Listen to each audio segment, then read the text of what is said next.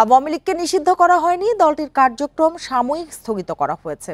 আর দলটি নির্বাচনে থাকবে কিনা সেই সিদ্ধান্ত নেবে নির্বাচন কমিশন। বিবিসিকে দেয়া সাক্ষাৎকারে এসব মন্তব্য করেন প্রধান উপদেষ্টা অধ্যাপক মোহাম্মদ ইউনূস।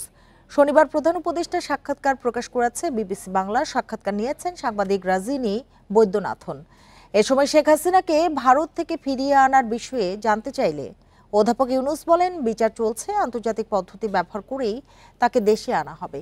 এদিকে রোহিঙ্গা সংকট নিয়ে কেন আরও উদ্যোগী হচ্ছেন না এমন প্রশ্নের জবাবে অধ্যাপক ইউনূস বলেন, দেশের অভ্যন্তরীণ সমস্যার সমাধানের চেষ্টা করা হচ্ছে। প্রত্যাবাসন আন্তর্জাতিক সম্প্রদায়ের ভূমিকার উপর নির্ভর করছে।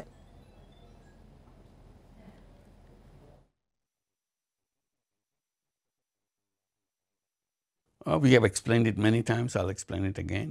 আগে একটা বিষয় পরিষ্কার করি, আওয়ামী লীগকে নিষিদ্ধ করা হয়নি, তাদের কার্যক্রম সাময়িকভাবে নিষিদ্ধ করা হয়েছে। নির্বাচনে তারা থাকবে কিনা সেটা নির্বাচন কমিশনের উপর নির্ভর করছে। আবারও বলছি, এটা নির্বাচন কমিশনের সিদ্ধান্ত।